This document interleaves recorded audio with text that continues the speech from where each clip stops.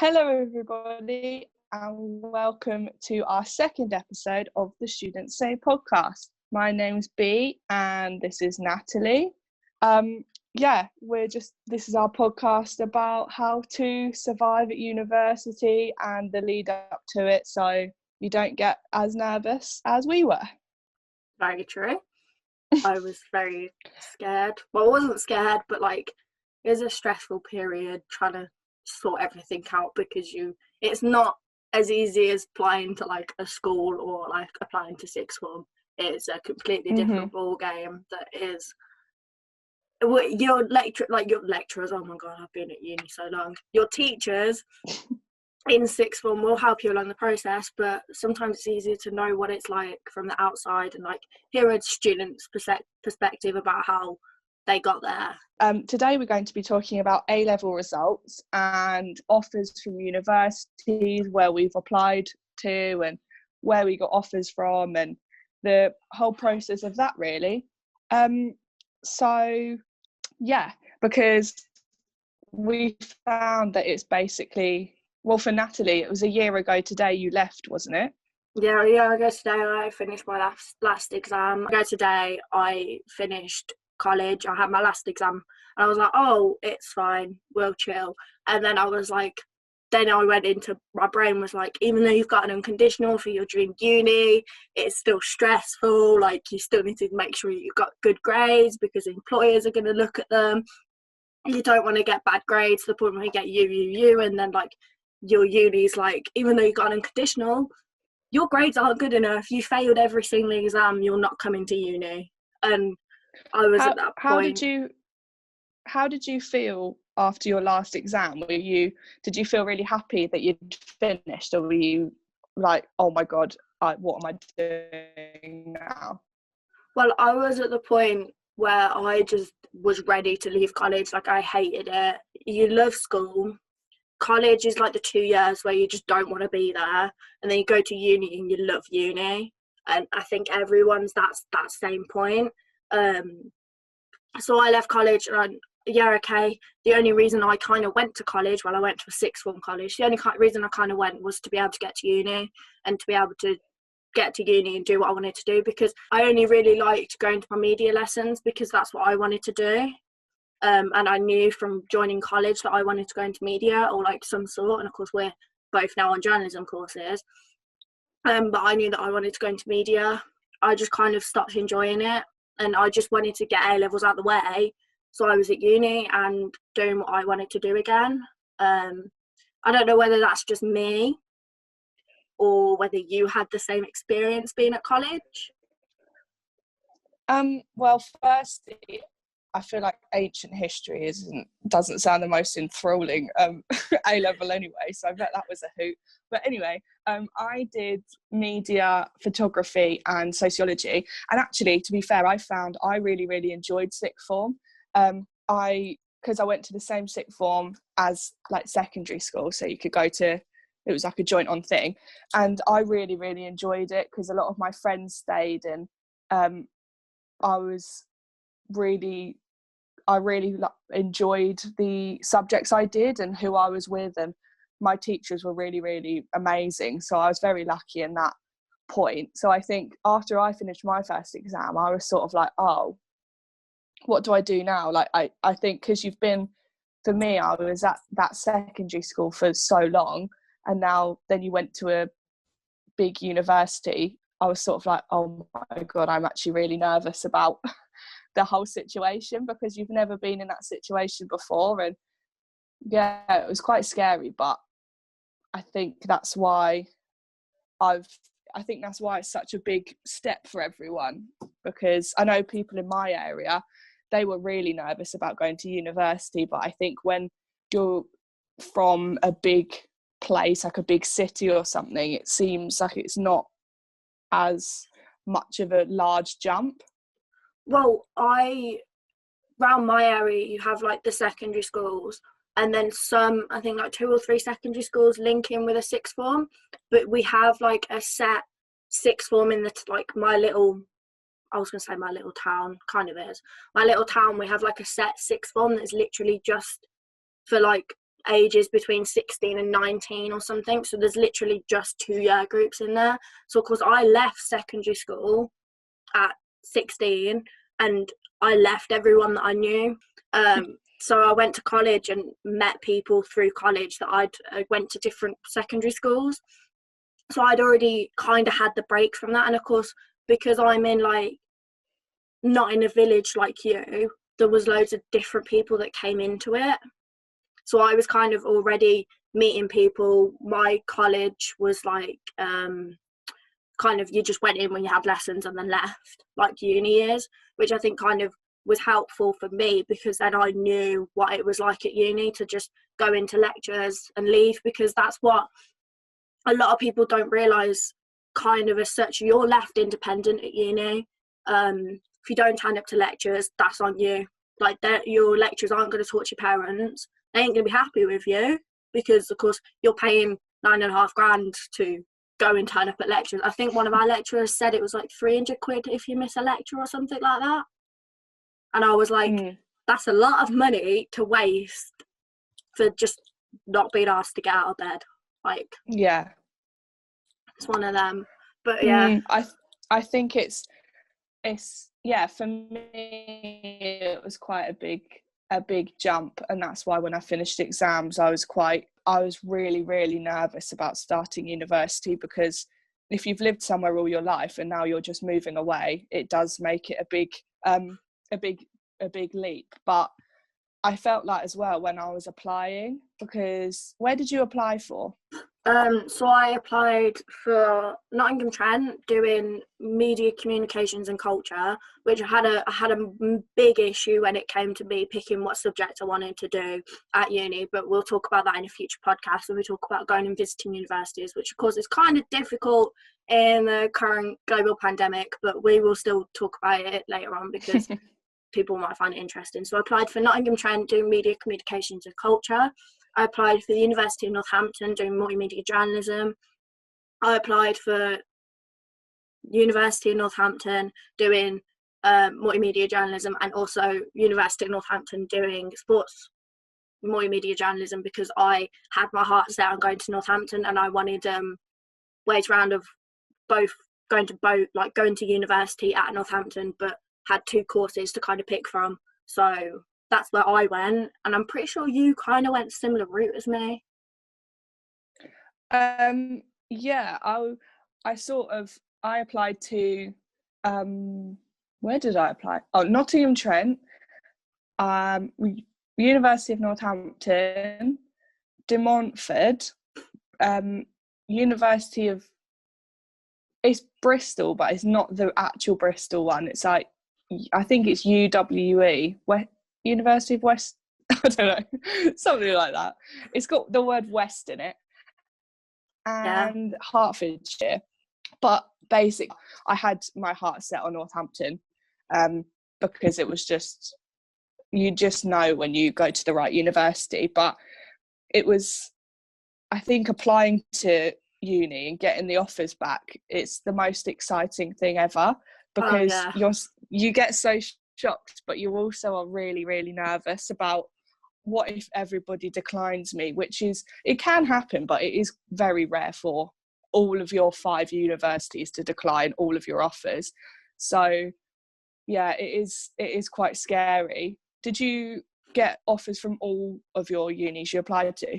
Well, I applied for 4. I got a conditional at Nottingham-Trent, and then with our course we had to do interviews, because it's a practical course. They wanted to see what we were like, and we did like a little radio speech just to make sure that we could speak on radio, because that's what our course entailed for like the next 3 years and probably for the rest of our life, realistically. So when I went to Wolverhampton, I got an unconditional there, because of course there was an interview. You're kind of more likely to get an unconditional if you have an interview, realistically. And then both for Northampton, I did my interview on the same day for both the courses and got an unconditional for both of them. So I knew straight there and then, because when you apply to UCAS, you put down, so you get all your choices and then you put down your top 2. So my top 2 well, I didn't have to do top two, but if you have conditionals, you put your top two down. So I just did Northampton as multimedia journalism as my firm choice. Come what may, I was going there. And I think it was the stressful thing as well for us was we got an email saying your UCAS has been updated. That's all they tell you. So then you log into UCAS, and it's like, mine was always, you have an interview scheduled for this day. It wasn't whether I got a conditional or not. It was like, you have an interview scheduled. I'm like, that's just not helpful.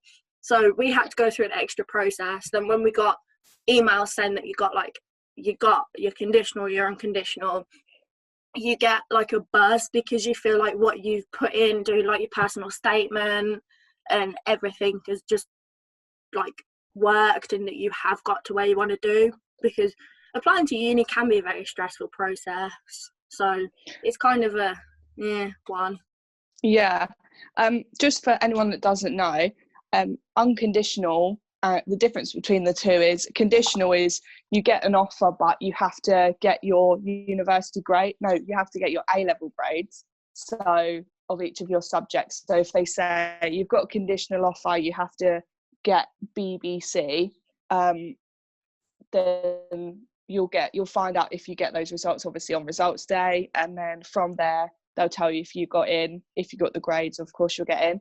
And then unconditional means you don't need the grades. They obviously liked you and liked your application so much that they decided to take you on no matter what. So yeah.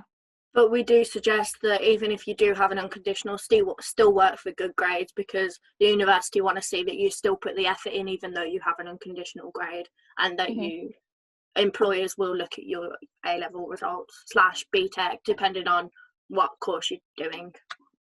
The lady who interviewed me for Northampton, as Natalie and I were lucky enough to get unconditionals, she said if you get an unconditional, just don't take your foot off the pedal. And you never sort of forget something when someone says that, someone that you've applied to, because they obviously, I think, although A-levels don't reflect, no, let me start again. A-levels reflect, of course, like how much work you put in, but they also reflect, if you get an unconditional, your work style and your work ethic, because if you don't work for them after you've got an unconditional, then it really does show in your results. So I think it will also show to future employers that they're like, oh, they didn't really put much effort in, and they just slacked off and thought it wasn't really a big deal, even though it is, because you still want to be proud of yourself at the end of your results. You don't want to look and be like, oh, why did I just waste 2 years for the end like few months to be like, oh, I don't care anymore. I'll just get no grades. Also, when it comes to getting offers from unis, make sure that you thoroughly think about your what you're going to do as your options, because of course if you think that you prefer one uni to another, like we preferred Northampton to any other uni, we put that first, but that's because we knew straight away. If you're in and ahhing, your best bet, okay, you can't probably do it in this pandemic, but your best bet in any other circumstance would go and visit the 2 unis that you're top 2 and go and see what your best bet is. As we said, if you get your A-level results, you're sorted. But if you don't get your A-level results come results day, and all your offers from unis because you don't have the results you need have been declined, there is such thing called clearing, which I know one of my mates went through. It's not a bad thing to do. A lot of people have to do it, and basically what it is the universities, so UCAS opens it I think it's like later on in the results day, I think. Yeah, Bea's nodding at me, you can't see that. Later on in the results day, they open a thing called clearing, which you are pre-warned about. It's not an embarrassment to go through clearing. Basically what it does is it gives you say what course you want to do, and it gives you loads of universities. It might not be a university that you want to go to, but it gives you loads of options and pathways into getting to university. The clearing team help you get through university because they understand that not everyone gets results, and there are different ways around it, and you should not feel embarrassed about having to go through clearing. And I feel like a lot of people, I don't know if it's just from where I'm from, but people do sometimes look down on clearing as being like, you're not good enough to get the results straight away. Why are you going to university if you're going through clearing? Is that just my end? No, I agree. I think where definitely my sixth form, I think people were really embarrassed if they didn't get the right grades, even though they tried their hardest. Sometimes it just wasn't the right day for you, it wasn't the right exam, things just happen and it's never your fault. But I think, because I always found clearing really confusing, like the concept of it, people always try to like explain it and I'll be like, sorry, I cannot understand what you're talking about. But it is simple. You just have to, I think it's quite overwhelming if you are put in that situation, but everything happens for a reason, I think. And clearing, you're still going to university. It's not, you haven't been banned from university, you're just not going to the ones that you'd applied to. But I'm very sure you'll still have an amazing time if that happens to you. If you have your heart set on going to university, even if it's not the one that you want to go to, if your heart is set on going on to university, you'll make the most out of the situation. And I know on results day, I was very emotional. Like, I remember I got my results at, I think it was like 6 o'clock in the morning. So I woke up at like 6 o'clock in the morning and literally looked at my iPad with my results, because I got my email from the university of my choice and I started bawling my eyes out. And then there was one grade in my, like, out of my A levels that I cared about the most was my media grade, because of course I wanted to go forward with it. So I, all through like my mock exam period, I was getting all right grades, but not where I wanted. So I was getting like D's and C's, kind of paying attention to like little tweaks that my teachers made on me, but like kind of, I knew that I could push myself further after my mock exam, so I did it and I worked my butt off for my A-level results.